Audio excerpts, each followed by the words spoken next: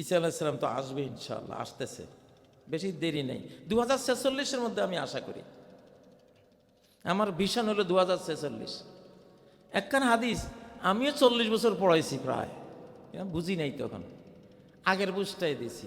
এখন আল্লাহ একটা বুঝ দিচ্ছেন, বুঝতেছি যে হ্যাঁ এইটাই তো হওয়ার কথা। এটা বুখারী মুসলিমের হাদিস।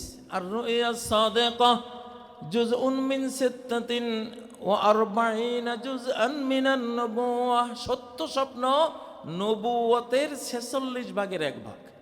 আগের ওলামারা ব্যাখ্যা দিয়েছেন যে নবুয়তের 46 ভাগ মানে নবীজির কাছে প্রথম সত্য স্বপ্ন আগমন করত 6 মাস। তাহলে ওনার 23 বছরের নবুয়তি জিন্দিগিকে ভাগ করলে 6 মাস 6 মাস করে ভাগ করলে কত হয়? 46, ঠিক না? প্রতি বছরে 2 ভাগ না, তাহলে 23-এর ডাবল কত? 46। এই ব্যাখ্যাটা আগের যুগের ওলামারা দিয়েছেন। ওকে, ওই যুগে এর চেয়ে বেশি বোঝা সম্ভব ছিল না, কিন্তু এই যুগে আমি 40 বছরে হাদিসের বড় বড় কিতাবগুলি পড়াইয়া এখন আমি একটা অনুবাদ করি। এর অর্থ হইল যে সত্য স্বপ্ন নবুয়তের 46 ভাগের 1 ভাগ, অর্থাৎ নবুয়তের 2টা পার্ট, 23 যোগ 23। তো নবীজি 23 বছর যেটা তিনি পালন করে গেছেন ওইটা ছিল খাঁটি নবুয়তের ওয়াহির। কারণ নবীদের ক্ষেত্রে স্বপ্ন তো ওয়াহি, নবীদের স্বপ্ন আমাদের স্বপ্ন না, ওটা রুইয়াল আম্বিয়ায়ে ওয়াহিয়ুন, নবীগণের স্বপ্ন কি ওয়াহি। তাহলে ওনার 23 বছর যেটা ছিল খাঁটি ওয়াহির, 23 বছরে অর্ধ পৃথিবী জয় করে দিয়ে গেছেন আমাদেরকে। মানে উনি যে ছাত্র রেখে গেছেন সাহাবায়ে কেরাম, ওনাদের আন্দোলনে, যুদ্ধে, দাওয়াতে, তাবলিগে অর্ধ পৃথিবী হেদায়েত পেয়ে গেছে। 23 বছরে কদ্দুর পাইলাম? অর্ধেক পৃথিবী। আজকে 57টা মুসলমান দেশ মিলে অর্ধ পৃথিবী হয়। 4,17,00,000-এর বেশি বর্গ কিলোমিটার আমাদের মানচিত্র, বিশাল। আর শেষ জমানায় আবার 23 ফেরত আসবে, ওই 23 বছরে বাকি অর্ধেক পৃথিবী মুসলমান হয়ে যাবে। এই সেই 23 2024 থেকে হিসাব করলে 24 টু 46 23 বছর হয়। এইটা আমার কাছে, আমি কতগুলো হাদিস তো পড়ি, মাসাল উম্মতি কামাসালিল মাতার লা ইউদরা আউয়ালুহু খায়রুন আম আখিরু, আমার উম্মত যেন মুষলধার আর বৃষ্টি, এর প্রথম পার্টটা বেশি ভালো না শেষ পার্ট? 2টা পার্ট, একটা প্রথম আমারটা, আমার পার্ট, আমার অংশটা বেশি ভালো না শেষে এরকম আরেকটা অংশ আসবে সেটা বেশি ভালো? এটা বোঝা যাবে না। আল্লাহু আকবার। তো ওনার পার্টে কত বছর ছিল? 23। তাহলে শেষ পার্টও 23ই। আচ্ছা, সূরা কাসাসের মধ্যে একটা আয়াত আছে, ইন্নাল্লাযী ফারাদা আলাইকাল কুরআন, যে আল্লাহ কোরআনকে আপনার উপর ফরজ করে দিয়েছেন, লারাদ্দুকা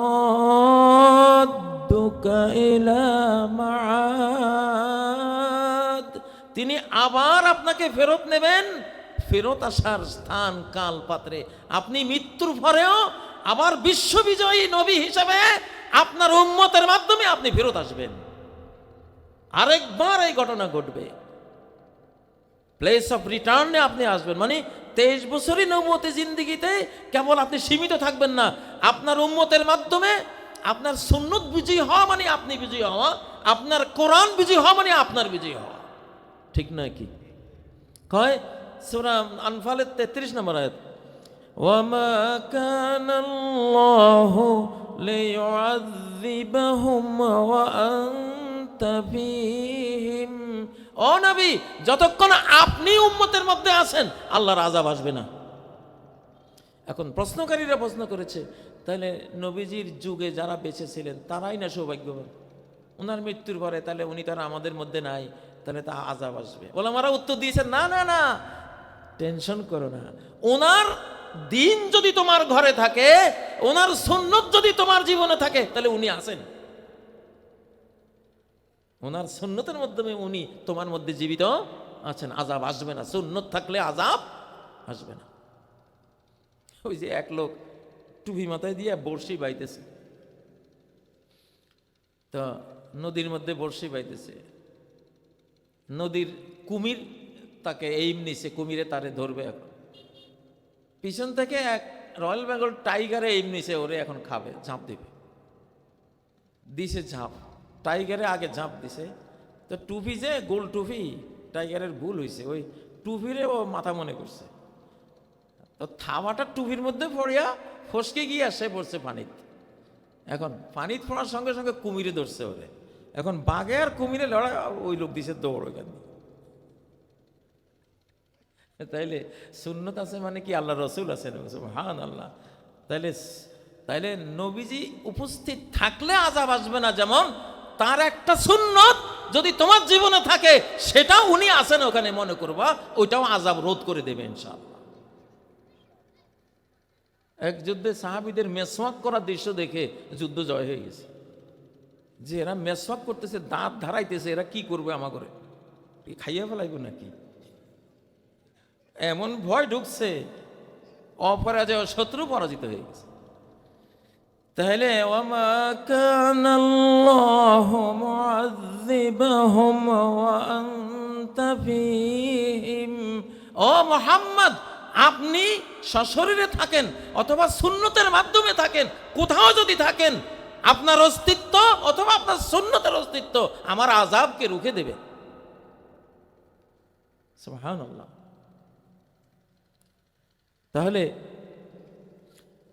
সম্মানিত ভাইয়েরা, আমাদের এই শিক্ষার দরকার আছে না নাই? দরকার আছে। কোরআন, তো কোরআন আপনারা দেখতে পাবেন ইনশাআল্লাহ। পৃথিবী এখন আল্লাহ ভাঙতেছেন, পুরান বিল্ডিং ভাঙতেছেন। ভাঙ্গার শ্রমিক আছে বড় বড়, দুর্মুজ পার্টি আছে বড় বড়। 50 তলার একটা বিল্ডিং ভাঙতে হইলে আপনি কি এই নর্মাল কোদালওয়ালা শাবলওয়ালা শ্রমিক নেবেন না বুলডোজারওয়ালা? কার বুলডোজার আছে, কার ওই রকম ধাক্কা দিয়া বিল্ডিং ফেলে দেওয়ার মতো ক্ষমতা আছে, আল্লাহ তো, আপনি তো ওদেরকে ভাড়া করবেন, ঠিক না? পৃথিবীতে এখন যেসব বড় বড় পরাশক্তির হাতে বুলডোজার আছে, আল্লাহ ওগুলিরে মাঠে নামাইছে, ভাঙ্গা দেয় এগুলি, বুঝছেন? ভাঙ্গা দেয় এগুলি, হইতো না। এই রাষ্ট্র ব্যবস্থা আমি আর রাখবো না, আল্লাহ শ্রমিকদেরকে লাগাই দিছে। রাশিয়ার দিকে একজনকে লাগাইছে, ইউক্রেনে, ওইদিকে কি কইতাম, এগুলি বললো তো বিপদ টিপদ। যাই হোক, মানে মূল কথা হলো আল্লাহ তাআলা দুর্মুজ পার্টি লাগাই দিছে। এই রাষ্ট্র ব্যবস্থা পৃথিবীতে আর থাকবে না, আল্লাহর কোরআনের রাষ্ট্র ব্যবস্থা আল্লাহ দেবেন ইনশাআল্লাহ। ইনশাআল্লাহ। একটা আয়াত দেখা, এটা দেখাবার যুক্ত। ওয়া ইন্না হাযিহি উম্মাতুকুম উম্মাতান ওয়াহিদা। তোমাদের এই জাতিটা, কয়টা জাতি? তুমি বাঙালি হও, পাঞ্জাবি হও, আফগানি হও, অ্যারাবিয়ান হও, ইরানিয়ান হও, ইউরোপিয়ান হও, মালয়েশিয়ান হও, ইন্দোনেশিয়ান হও, চাইনিজ হও, যাই হও না কেন, পৃথিবীর যেই ভৌগোলিক অবস্থানে থাকো না কেন, তোমার এটা বিশ্বাস রাখা ফরজ। আল্লাহর একত্ববাদ বিশ্বাস করা যেমন ফরজ, উম্মতের একত্ববাদ বিশ্বাস করাও কি ফরজ। দুইটা তাওহীদে একসাথে আনছেন। ওয়া ইন্না হাযিহি উম্মাতুকুম উম্মাতান ওয়াহিদা। তোমাদের এই উম্মত, কয়টা উম্মত? এক উম্মত। এখন চোখে দেখতেছেন আলহামদুলিল্লাহ, এক উম্মত তৈরি হওয়া শুরু হয়ে গেছে। শুরু, সৌদি আরব পাকিস্তান একটা ডিল হয়েছে যে তোমারে আক্রমণ করলে আমারে আক্রমণ করা হবে, আমারে আক্রমণ করলে তোমারে আক্রমণ করা হয়েছে, ধরা হবে, ঠিক না? সেটা এখন বাংলাদেশের সাথে হইতেছে আলহামদুলিল্লাহ, ওটা তুরস্কের সাথেও হইতেছে, ওটা ইরানের সাথে হবে ইনশাআল্লাহ, ওটা আলজেরিয়ার সাথে হবে ইনশাআল্লাহ। 57 মুসলিম জাতি এক জাতিতে পরিণত হবে ইনশাআল্লাহ। কিন্তু শর্ত আছে দুইটা। উম্মতে ওয়াহেদা হইতে হইলে কি শর্ত? ওয়া আনা রাব্বুকুম ফাত্তাকুন, আমি যে তোমাদের রব। তোমরা সবাই মিলে মনে প্রাণে হৃদয়ের গভীরে এইটা যখন বুঝবা, আমার একত্বে যখন বিশ্বাসী হবা, তোমাদের এই জাতির একত্ব আমি সৃষ্টি করে দেব, আমি তৈরি করে দেব। এটা তো শুরু হয়েছে আলহামদুলিল্লাহ। বাংলাদেশের তরুণ তরুণীদের চলাফেরা দেখলে, এদের শার্ট প্যান্ট, মেয়েদের শার্ট প্যান্ট দেখলে মনটা কি করতাম। নবীজি বলছে এলানু হুন্না পাইন্না হুন্না মালাউনাত নিসাউন কাসিয়াতুন আরিয়াত, পোশাক পরা উলঙ্গ নারী। এই হাদিসটা আগের যুগের কেউ বুঝে নাই। পোশাক পরা উলঙ্গ কেমন? পোশাকও আছে আবার সে ল্যাংটাও, এটা কেমন? এই যুগের এই ড্রেস না দেখলে অতীতের এটা কেউ এই হাদিস বোঝা সম্ভব না। কারণ যেটা সতর, যেটা ঢাকতে হয়, সেটা লা তাসিফু ওয়ালা তাসিফ, সেটা চামড়াও দেখা যাওয়া হারাম, কাঠামো দেখা যাওয়া হারাম। এখন একটা মেয়ে শার্ট প্যান্ট পরছে, চামড়া না ঢাকছে, পুরাও না, আংশিক চামড়া ঢাকছে, কিন্তু কাঠামো কি ঢাকছে? তাইলে এটা তো লিবাসান ইউয়ারি সাওআতিকুম ওয়ারিশা, এমন লেবাস, এমন ড্রেস হতে হবে। ইউয়ারি আরবিতে যেমন হযরত আলী বলেন ওয়ারাইতুহু তাহাতাত তুরাব, বাবা আবু তালেব মারা গেল, ওয়ারাইতুহু, আমি তারে মাটির নিচে লুকাই থুই আইছি। ওয়ারাইতুহু, সেই শব্দটা আল্লাহ ব্যবহার করছে, লুকাই ফেলা। আচ্ছা, আপনি প্যান্ট পরলেন, আপনার লজ্জাস্থান চামড়া ডাকছেন, লুকাইতে পারেন নাই। লুকানো হয় একটা পাঞ্জাবি পরলে, ঠিক না? আলেমরা, ইমাম খতিবরা যে ড্রেসটা পরে, এটা হলো লুকানো। কোরআন লুকানোর শব্দ ব্যবহার করছে, শুধু চামড়া দেখা যাওয়া ওইটুকু ঢাকলেন, কাঠামো মোটেও ঢাকলেন না, সব বোঝা যাচ্ছে। এই অবস্থায় এটা লিবাসান ইউয়ারি সাওআতিকুম ওয়ারিশা, এটা মুয়ারাত হয় না, একেবারে দাফন করা। আপনি তো লজ্জাঙ্গটাকে দাফন করে রাখবেন, আপনার লুঙ্গি হোক, পায়জামা হোক, পায়জামার উপরে আপনি একটা পাঞ্জাবি, একটা জুব্বা পরে ওটারে কবর দিয়ে দিবেন, যাতে এটার কাঠামো কারো নজরে না আসে। কত ভদ্র ইসলাম! ইসলামিক ড্রেস কোডটা কত সুন্দর, কত মার্জিত, কত শালীন। ও ভাইরা, মানুষকে ম্যানার কে শেখায়? ভদ্রতা কে শেখায়? জেন্টলি আচরণ কে শেখায়? আল্লাহ শেখায়। অরিশা, রিশা মানে অলংকার, সৌন্দর্য, পালকের মতো। রিশ তো মানে পাখির পালক। ড্রেসটা এমন সুন্দর পরবা, পাখির পালক যেমন পাখিটারে সুন্দর করে, তাই না? আচ্ছা, একটা মুরগির গায়ে পশম না থাকলে কেমন দেখা যায়? কিছু মুরগি আছে না, ঘাড়ের মধ্যে পশম নাই, বিশ্রী দেখা যায় না, আর রাতাটা তার ঘাড়ের উপরে পালক আছে, কি সুন্দর না? মুয়াজ্জিন সাহেব আজান দেয়, ওইটাও শুনতে মন চায়, দেখলেও পছন্দ লাগে, ঠিক না? ঠিক।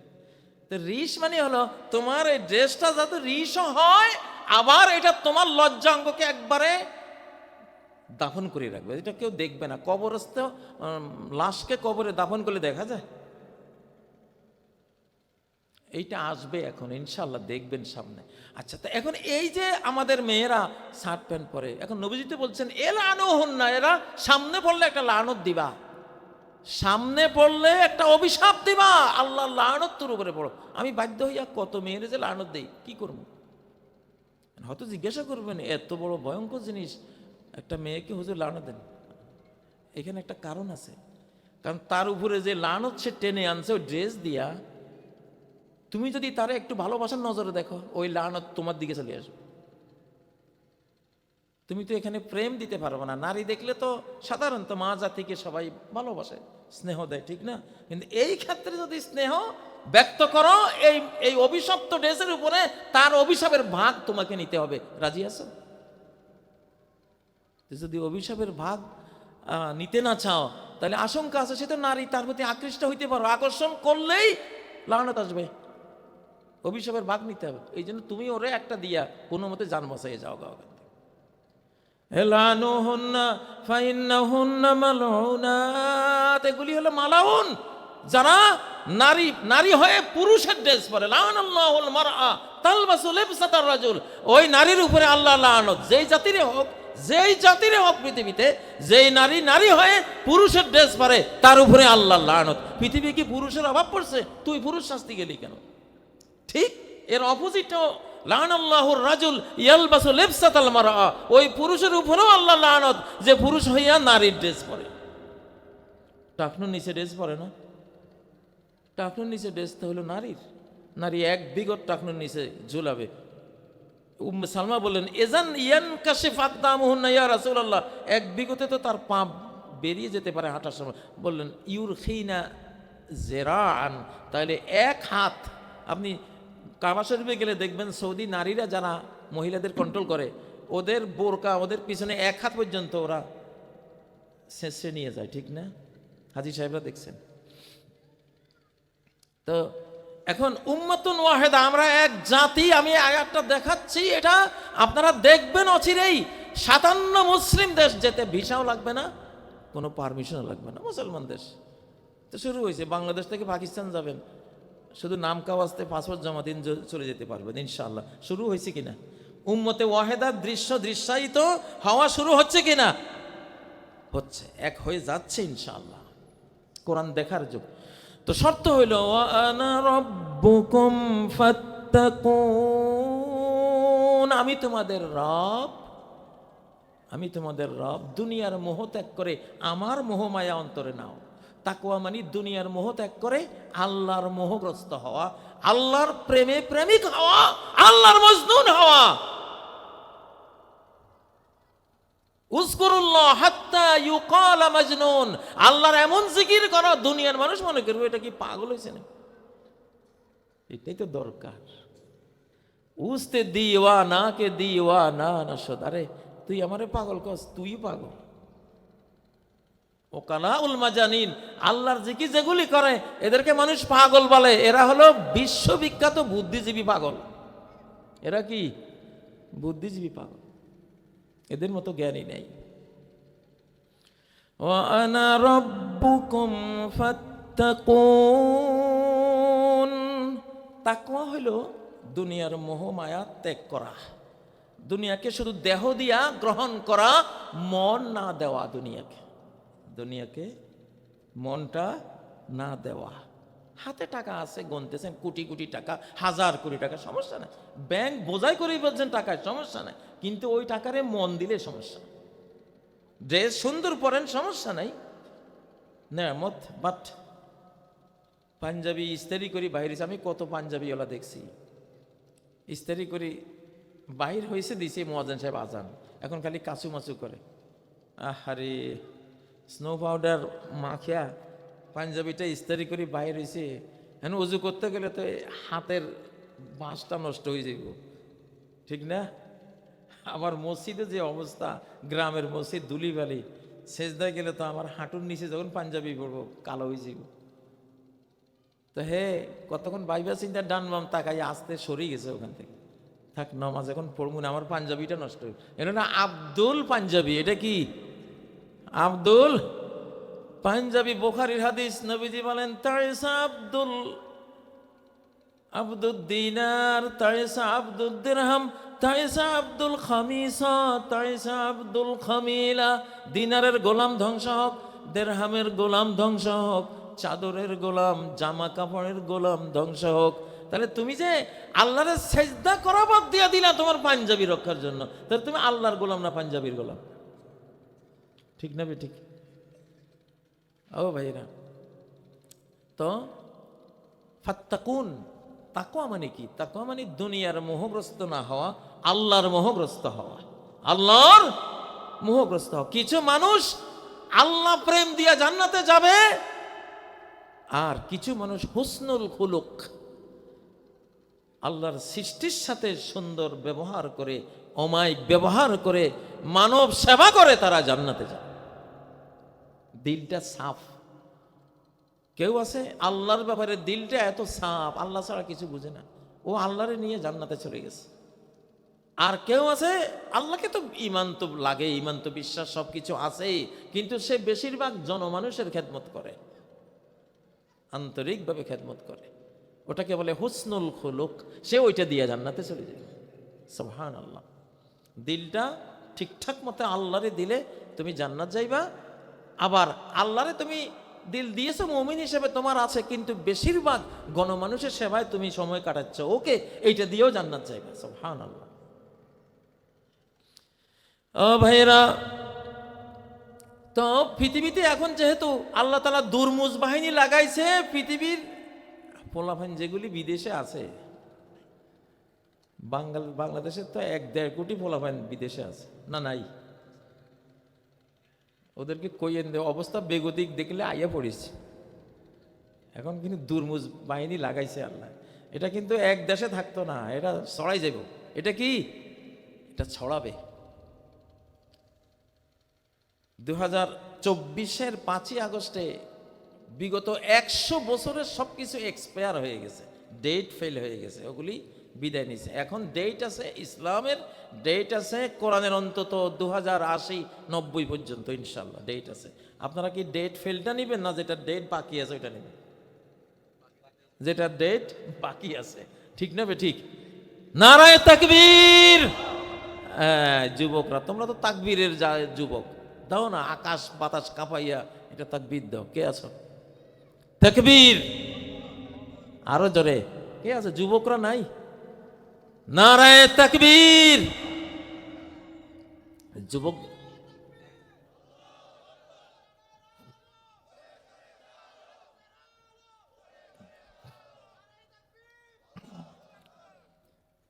ভাই, তুমি নিজে পরিবর্তন হয়ে গোটা বাংলাদেশকে পরিবর্তন করে দিতে পারবা। তুমি একটা মানুষ পরিবর্তন হলে সারা পৃথিবীকে পরিবর্তন করতে পারবা। তুমি ভেতরটারে আগে পরিবর্তন করো, কোরআন দিয়া, ঈমান দিয়া, নূর দিয়া, ইশকে রাসূল মুহাম্মদ সাল্লাল্লাহু আলাইহি সাল্লামের প্রেম ভালোবাসা দিয়া। না, একজন আমার কয়েদি বন্ধু ছিল, 86 বছর বয়স। বিল গেটস, বিশ্বের এককালের সর্বশ্রেষ্ঠ ধনী বিল গেটসের মাইক্রোসফট কোম্পানির উনি কম্পিউটার অপারেটর ছিলেন আমেরিকায়। সেই লোক বন্দি ছিল কেরানীগঞ্জে, আমার সাথে একই বিল্ডিংয়ে ছিলাম। তো ওরে দেখতাম আমি প্রতিদিন সকাল সন্ধ্যায় নবীজির একটা নাত পড়ে, আর চোখ দিয়ে ঝরঝর করে পানি পড়ে। তো আসলে ও আমারে বলতো, হুজুর আমি তো কোরআনের ইংরেজি অনুবাদটা আমি বহুবার পড়ছি, তো আমি গ্যারান্টি দিয়ে বলতে পারি কোনো একটা যুবক যুবতী তারা যদি শুধু আল্লাহর কোরআনের ট্রান্সলেশনটা, অনুবাদটা তার জানা থাকে, এই পৃথিবীতে তার গোমরাহির কোনো আশঙ্কা নাই।